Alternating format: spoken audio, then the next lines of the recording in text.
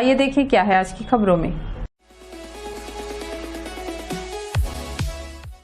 नरसिंहगंगा पाली block मुख्यालय से 25 व चैतमा से करीब 11 किलोमीटर दूर स्थित है। पथरीली पहाड़ियों व चट्टान से निकलते पानी की धार में जल क्रीड़ा तथा वनभोज के लिए अक्सर लोगों की भीड़ यहां जुटती है। खासकर कार्तिक के महीने में पर्यटक बड़ी संख्या में यहां पिकनिक के लिए परिवार व दोस्तों के साथ हर साल पहुंचते हैं। जिले व राज्य के अन्य जिलों के अलावा मध्य प्रदेश, महाराष्ट्र, ओडिशा से भी लोग यहां पर्यटन के लिए पहुंचते हैं। नरसिंहगंगा झरना के पहाड़ से आसपास कोई नदी नहीं है, इसीलिए इस झरने में पानी कहां से आता है यह आज भी एक रहस्य बना हुआ है। पहाड़ के सबसे ऊपर लगभग 100 एकड़ समतल मैदान है, हालांकि वहां तक पहुंचना कठिन है, इसीलिए अब तक बहुत कम लोग ही उस जगह तक पहुंच सके हैं। महाशिवरात्रि में भगवान नरसिंह की विशेष पूजा की जाती है। आसपास के भक्त बड़ी संख्या में यहां पहुंचते हैं और झरने के पानी से नरसिंह भगवान का जलाभिषेक करते हैं। कार्तिक पूर्णिमा, माघी पूर्णिमा और दोनों ही नवरात्र में यहां मेला लगता है। इसके आसपास प्राचीन गुफाएं हैं। पहाड़ के ऊपर पलमाई देवी और नरसिंह भगवान का मंदिर है। सावन में यहां बड़ी तादाद में भक्त कांवड़ लेकर पहुंचते हैं। हरे भरे जंगल व पहाड़ियों के बीच स्थित मनोरम पर्यटन स्थल नरसिंहगंगा अभी भी पर्यटन के लिहाज से विकसित नहीं हो पाया है। पलामू पहाड़ की एक विशाल चट्टान की गुफा में भगवान नरसिंह का वास है। यह स्थल धार्मिक व पथरीली पहाड़ी के बीच गिरता झरना दार्शनिक रूप से पर्यटकों के आकर्षण का केंद्र बना हुआ है। बावजूद यहां तक पहुंचने के लिए उपलब्ध मार्ग की दुर्गमता इसकी लोकप्रियता कम करने की वजह बन रहा है। जिला प्रशासन ने भी इस पर्यटन स्थल को विकसित करने में कोई दिलचस्पी नहीं दिखाई है। पलमाई है झरना नरसिंहगंगा नाम है नरसिंहगंगा। अब ये जगह तो अति सुंदर है। बाकी अब हम लोग धीरे धीरे यहाँ आतन जातन साफ सफाई करते करते कम से कम नहीं ज्यादा 30 साल हो गए मोला। मैं बुधवार मोर नाव है, मैं पीपरीमा रहता हूँ। अब आना जाना करता हूँ रोज। ता 1, 2, 4 लोग रोज हमेशा ये नरसिंहगंगा आना जाना इसे आने जाने वाला आते रहते हैं। कोई पूजा पाठ करो या कोई घूमने आओ या कोई गाड़ी में तो कोई पैदल वो कर लिया। अब रास्ता हर कोई ठीक नहीं है, अब अच्छा से अब गाड़ी नहीं आए। अब रास्ता कुछ बन जातीस तो अब भीड़ भाड़ यहाँ हो जातीस। अब हम यहाँ छोटे से आतन जातन करके अब बैठे रहता ना, अब देखा रहता रास्ता कोई आते कोई नहीं आते इसे। अब डाट डहुरा गिर जाते यहाँ मंदिर जंगल के मंदिर है तो भाई साफ सुथरा करने तो रोज आते हैं। जैसे हमारे पास यहाँ सड़क नहीं है, कुछ है पर खराब है पूरा, जैसे कि कंक्रीटिंग नहीं हुआ है।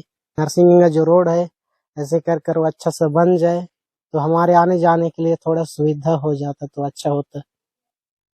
और भी आते हैं, जैसे कि पूर्णिमा होता है, यहाँ नवरात्रि सीजन होता है नहीं, ऐसे करके बहुत लोग सारा आता है। हाँ, रास्ता बन जाएगा तो सब सुविधा हो जाएगा। नमस्ते कोरबा न्यूज के लिए अजय अग्रवाल के साथ संतोष अग्रवाल की रिपोर्ट।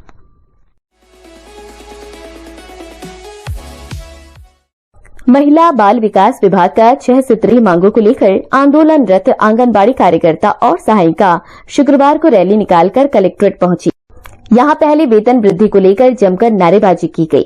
महिलाएं कलेक्टर से मुलाकात कर अपनी समस्या बताना चाहती थीं, पर गेट बंद कर दिया गया और पुलिस बल तैनात थी।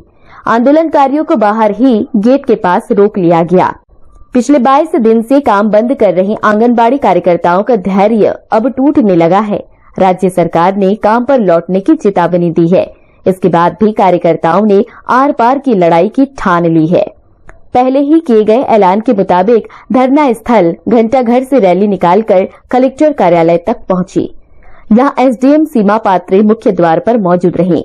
आंदोलनकारी महिलाओं ने 2 टूक कह दिया कि कलेक्टर को ही ज्ञापन सौंपेंगी। कलेक्टर के अन्य कार्य में व्यस्त होने की जानकारी एसडीएम ने दी, पर आंदोलनकारी महिलाएं कलेक्टर को ही ज्ञापन सौंपने की जिद पर अड़ गईं और मुख्य द्वार को घेरकर धरने पर बैठ गईं। काफी देर तक नारेबाजी करने के बाद एसडीएम ने समझाइश दी और कलेक्टर तक उनकी समस्या को पहुंचाने का आश्वासन दिया। तब जाकर महिलाएं मानी और धरना समाप्त की।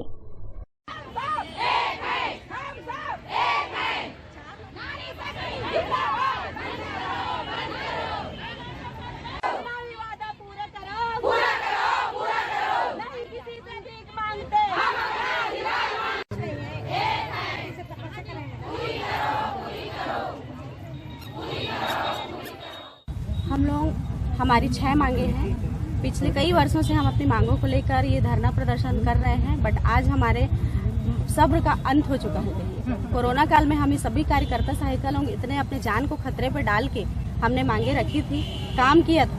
और जब शासन बनी तो हमें अपने वायदे दिए गए थे कि हमें कलेक्टर दर में या शासकीय कर्मचारी घोषित किया जाएगा, बट आज 5 साल पूरे होने को आए हैं, लेकिन शासन ने अपने वादे को पूरा नहीं किया। हमारी 6 मांगे हैं। अगर हमें अनियमित नहीं किया जा रहा है तब तक हमें कम से कम कलेक्टर दर में मानदेय दिया जाए। सुपरवाइजरों की जो भर्ती ली जाती है, जो कार्यकर्ता योग्य हैं उन्हें सुपरवाइजर में पदोन्नत किया जाए, सहायिकाओं को कार्यकर्ता में पदोन्नत किया जाए, हमें ग्रेजुएटी दिया जाए, पेंशन दिया जाए। अभी हमारे 6,500 और 3,500 का मानदेय है, जिसमें हमें मोबाइल ऐप चलाने के लिए बोला जाता है, और मोबाइल ऐप के माध्यम से हमारे जो पैसे खर्च होते हैं वो हमें अपने 6,500 के मानदेय पर ही किया जाता है। तो हम मांग कर रहे हैं कि हमें मोबाइल और डाटा का खर्च दिया जाए। इस तरह से हमारी 6 मांगे। जी, हमें 48 घंटे का अल्टीमेटम दिया नहीं गया है, घोषित किया गया है कि 48 घंटे का इन्हें अल्टीमेटम दिया गया है, पर हमने किसी भी लेटर को स्वीकार नहीं किया है और 48 घंटे बीत चुके हैं। फिर भी आप देख रहे होंगे कि हमारी कार्यकर्ता सहायिका बहनें बैठी हुई हैं, डटी हुई हैं, और सभी का कहना है कि इस बार चाहे शासन से या विभाग से कोई भी प्रतिवेदन या लेटर हमें जारी हो, लेकिन हम अपनी जायज मांगों को लेकर बैठे हैं, और जब तक बजट सत्र है और जब तक हमारी मांगे पूरी नहीं होती तब तक हम इस हड़ताल को नहीं तोड़ेंगे। छत्तीसगढ़ आंगनबाड़ी कार्यकर्ता सहायता संघ द्वारा आज कोसाबाड़ी चौक से कलेक्ट्रेट तक में महारैली का आयोजन किया गया था। तत्पश्चात उनके द्वारा ज्ञापन सौंपा गया है, जो सीएम साहब के नाम पे ज्ञापन सौंपा गया है, जिसको विधि सम्मत रूप से सीएम साहब तक पहुंचा दिया जाएगा। अपनी मांगों के संबंध में ज्ञापन सौंपा गया है, जो अभी हड़ताल कर रहे थे उसके संबंध में जानकारी दी। नमस्ते कोरबा न्यूज के लिए अजय अग्रवाल के साथ संतोष अग्रवाल की रिपोर्ट।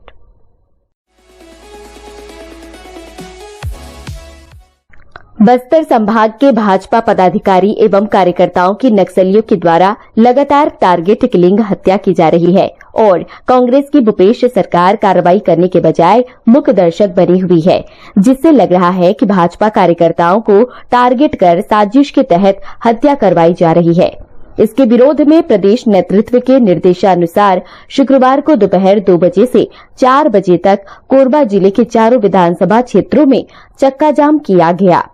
सभी स्थानों पर भारतीय जनता पार्टी के जिला अध्यक्ष डॉक्टर राजीव सिंह के निर्देशानुसार जिले के सभी पदाधिकारी, मंडलों के प्रभारी, मंडल के अध्यक्ष, महामंत्री एवं अन्य पदाधिकारी तथा मंडलों में निवासरत मोर्चा प्रकोष्ठ के प्रदेश पदाधिकारी, जिला अध्यक्ष, जिले के पदाधिकारी एवं मंडल के समस्त कार्यकर्ता व जनप्रतिनिधि उपस्थित रहे।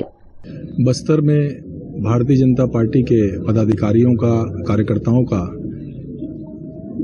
लगातार उनकी हत्याएं हो रही हैं और ऐसा पूरे प्रदेश में जो वातावरण अराजकता का फैल गया है, इसमें निश्चित रूप से कांग्रेस का बड़ा हाथ नजर आता है और कांग्रेस इसके पीछे, कांग्रेस के इशारे पे ये सब घटनाएं हो रही है।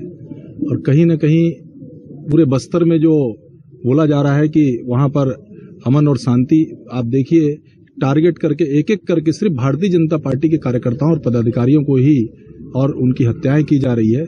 निश्चित रूप से कांग्रेस की जमीन खिसक गई है और उनको ये समझ में आ गया है कि भारतीय जनता पार्टी के कार्यकर्ता जब तक वहां पर रहेंगे, काम करेंगे पूरे प्रदेश के अंदर, उनकी सरकार नहीं आने वाली है। इसलिए वो उनकी इस प्रकार से जो हत्याएं करवाई जा रही है ये उचित नहीं है और हम भारतीय जनता पार्टी के पूरे कार्यकर्तागण पूरे प्रदेश में और सांकेतिक रूप से चक्का जाम किया गया है। उसी कड़ी में आज यहाँ पर गौ माता चौक में हम बैठे हैं। बस्तर क्षेत्र में लगातार भारतीय जनता पार्टी के कार्यकर्ताओं की और इस कांग्रेस की सरकार में हम ये कहेंगे कि टारगेट किलिंग हो रही है। इससे भारतीय जनता पार्टी को डराकर, धमकाकर कि वह इस तरह का जो सक्रियता पूरे प्रदेश में आई है उसको लेकर बस्तर को उन्होंने टारगेट किया है। और अब इससे ये दिख रहा है कि कांग्रेस की उल्टी गिनती शुरू हो गई है, कांग्रेस अब बौखला गई है और इस तरह की हत्या भारतीय जनता पार्टी बर्दाश्त नहीं करेगी। एक तरफ कांग्रेस का दोहरा चरित्र नजर आया, यही पहले एनआईए की जांच पर इनको विश्वास नहीं था और आज 4 हत्याएं होने के बाद एनआईए पर भरोसा करने लग गए और इस पूरे विषय को लेकर भारतीय जनता पार्टी के कार्यकर्ता उद्वेलित हैं, दुखी हैं कि उनके जो साथी हैं उनकी शहादत खाली नहीं जाएगी और भारतीय जनता पार्टी अब सड़क की लड़ाई लड़ेगी और हमारा ये आंदोलन और उग्र होगा। और इसलिए आज 2 घंटे का हमने पूरे छत्तीसगढ़ के अंदर कोरबा विधानसभा में 2 जगह और सांकेतिक एक चक्का जाम का एक आह्वान किया है, जिसमें आज गौ माता चौक पर हमारे सभी वरिष्ठ कार्यकर्ता यहाँ उपस्थित हैं। नमस्ते कोरबा न्यूज के लिए संतोष अग्रवाल के साथ रामकुमार यादव की रिपोर्ट। बुलेटिन में अब वक्त है एक छोटे से ब्रेक का, मिलते हैं ब्रेक के बाद। हमें जानकारी मिली है कि कुछ लोग नमस्ते कोरबा समाचार में खबर चलाने के नाम से पैसों की उगाही कर रहे हैं। आप सभी से अनुरोध है कि खबर चलाने के नाम से अगर कोई आपसे पैसों की मांग करता है तो आप अपने संबंधित थाना क्षेत्र में उस व्यक्ति की शिकायत करें। इसके साथ ही आप हमसे नीचे दिए गए नंबरों पर संपर्क करें। हम निष्पक्ष पत्रकारिता करते हैं, हम अपने कार्य को व्यवसाय की श्रेणी में नहीं रखते। संपर्क करें 7000314479 9827107490।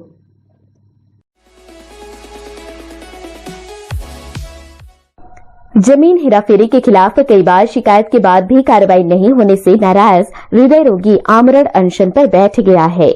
वही उसकी मांग है कि उसकी जमीन की चौहद्दी प्रदान की जाए ताकि वह जमीन बेच सके।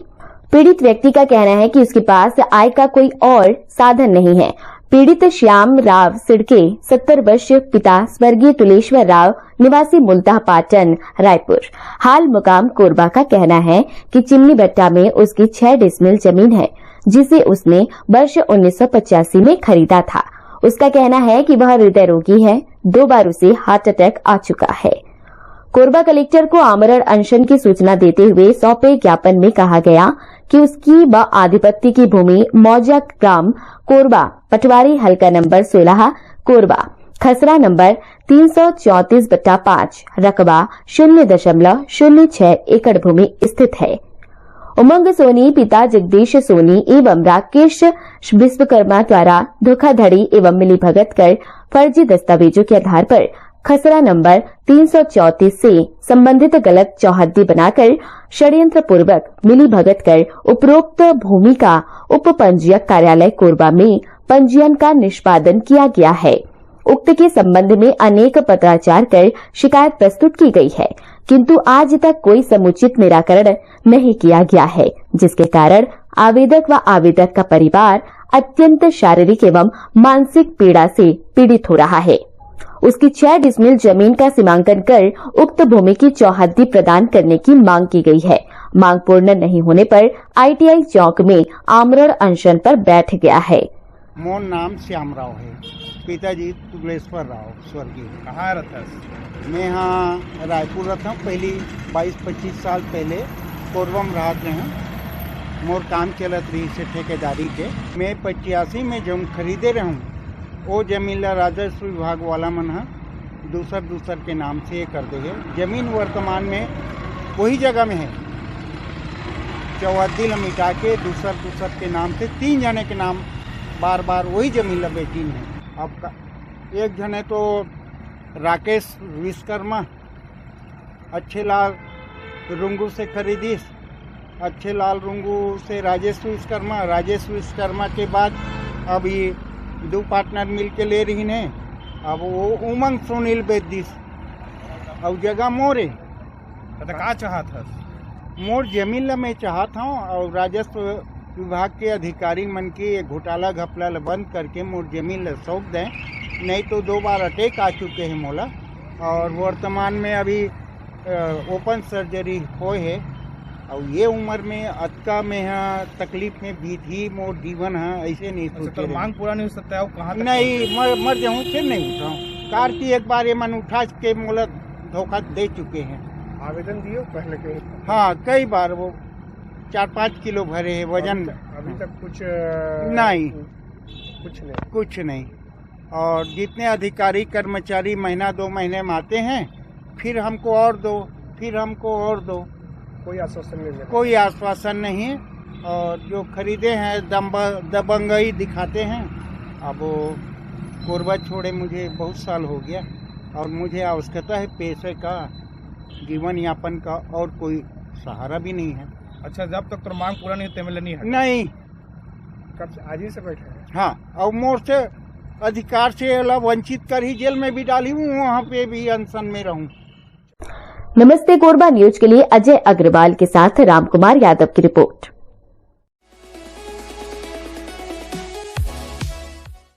हसदेव दर्रे डैम से निकले नहर में एक विशालकाय 8 फीट का अजगर मछली पकड़ने वाले जाल में बुरी तरह फंसकर एक किनारे आकर रुक गया। तभी रुमगरा से नहाने आए कुछ लोगों की नजर अचानक से उस पर पड़ी तो डर से नहर में ही नहीं उतरे, जिसके बाद लोगों ने इसकी जानकारी स्नैक रेस्क्यू टीम प्रमुख वन विभाग सदस्य जितेंद्र सारथी को दी। जितेंद्र सारथी ने जिस पर थोड़ी देर में पहुंचने की बात कही, तब तक उस अजगर को देखते रहने को कहा। फिर कुछ देर बाद जितेंद्र सारथी यहां पहुंचे और नहर से अजगर को बाहर निकाला और लोगों की मदद से और ब्लेड से मछली जाल को काटा गया, जिसके बाद आखिरकार अजगर आजाद हुआ। वन विभाग के उच्च अधिकारी को जानकारी देने के पश्चात अजगर को जंगल में छोड़ दिया गया, जिस पर लोगों ने राहत भरी सांस ली। साथ ही जितेंद्र सारथी के कार्य की सराहना करते हुए उनका धन्यवाद किया। मैं अपना ड्यूटी गया था, वहाँ से आ रहा था तो बोला नहाते हुए जाऊं करके यहाँ नहर में आया तो नजर पड़ी कि देखा ये मछली की गिरनेट जाल में फंसा हुआ था। तो फिर नंबर पता करके फोन लगाया, आप आए, फिर रेस्क्यू टीम की, जो भी जैसा भी अच्छा हुआ है। जितेंद्र सारथी ने बताया कि कई बार बिहार क्षेत्रों में होने की वजह से मोबाइल नंबर नहीं लग पाता, इसीलिए हेल्पलाइन नंबर 8817534455 7999622151 दोनों नंबर आम जनों के लिए उपलब्ध कराया गया है, ताकि सूचना मिलते ही मौका स्थल पर हमारी टीम मेंबर्स को भेजा जा सके। सर, जैसा कि जानकारी मिला, जोशफ जी हैं, रुंगड़ा के निवासी है। वो अपने कार्य खत्म करके जो हमारा दर्री डैम है, दर्री डैम के समीप जो नहर निकला हुआ है, वहाँ उनको एक जाल में काफ़ी बड़ा अजगर दिखाई दिया, जिसके बाद से वहाँ के जो स्थानीय निवासी हैं और जोशफ जी के सभी सहयोग के माध्यम से हमने उस सांप को निकालने में सफल हुए। और जैसा कि यहाँ के लोग बड़े अच्छे हैं कि यहाँ के लोग बड़े जागरूक हैं, क्योंकि क्षेत्र भी थोड़ा दूर है और यहाँ पास लोगों ने जिस तरह सूचना दी मुझे, उस पर काफ़ी टाइम लग चुका था और लोगों के सहयोग से, लोगों की मदद से उसको बचाने पे हम सफल हुए। और मैं यही आमजनों से निवेदन करता हूँ कि जब भी इस तरीके से जीव दिखें आपको, उनको मारने का प्रयास बिल्कुल ना करें, उसको पकड़ने का भी प्रयास ना करें, छेड़खानी का प्रयास ना करें, क्योंकि ये वन्य जीव है। इसको रेस्क्यू करते समय बहुत सावधानी बरतना पड़ता है, क्योंकि एक छोटी सी गलती आपके लिए खतरनाक हो या फिर मौत को, मुसीबत को नौता दे सकती है। तो हमने सुरक्षित इसको रेस्क्यू किया और इसको सुरक्षित रेस्क्यू करने के बाद हमारे जो वन मंडल के निर्देशानुसार, उच्च अधिकारी के निर्देशानुसार इसको जंगल में हम रिलीज कर दें। नमस्ते कोरबा न्यूज के लिए संतोष अग्रवाल की रिपोर्ट।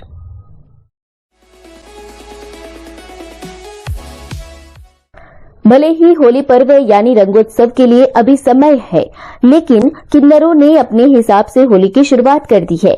स्थानीय किन्नरों के साथ अन्य क्षेत्र के सहयोगी कोरबा पहुंच गए हैं। सीतामढ़ी नहरपारा में मस्ती के साथ कार्यक्रम शुरू किया गया। रोहिणी और मालती ने बताया कि उत्सव के उपलक्ष्य में लोगों से मिलकर नेग प्राप्त किया जाएगा।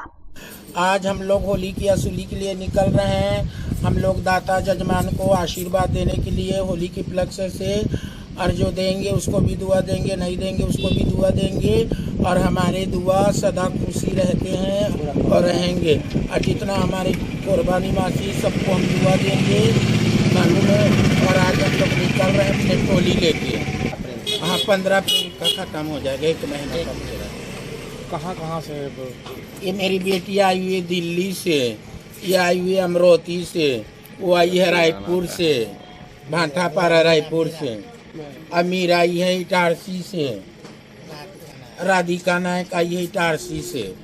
ये सब बड़े बड़े शहर से आए हुए हैं और सब मिलजुल के जा रहे हैं हम लोग, और सारे जजमान को हम लोग आशीर्वाद देंगे और उनको बाल बच्चा उनकी रोजी रोजगार में उनको बरकत रखे, भगवान उनको सदा खुश रखे, माता रानी उनका जन्म बच्चा साथ परिवार को सदा खुश रखे।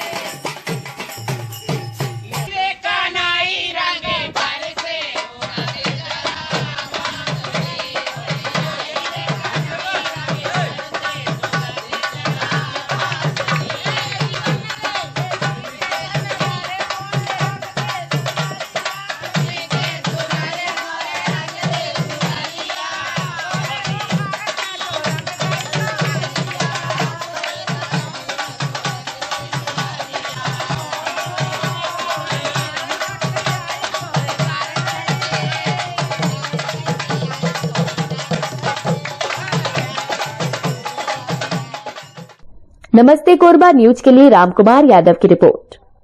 न्यूज के इस बुलेटिन में बस इतना ही। न्यूज अपडेट के लिए जुड़े रहें हमारे YouTube channel, Facebook, Telegram, Instagram, Twitter को सब्सक्राइब, लाइक, कमेंट करना ना भूलें। नमस्कार।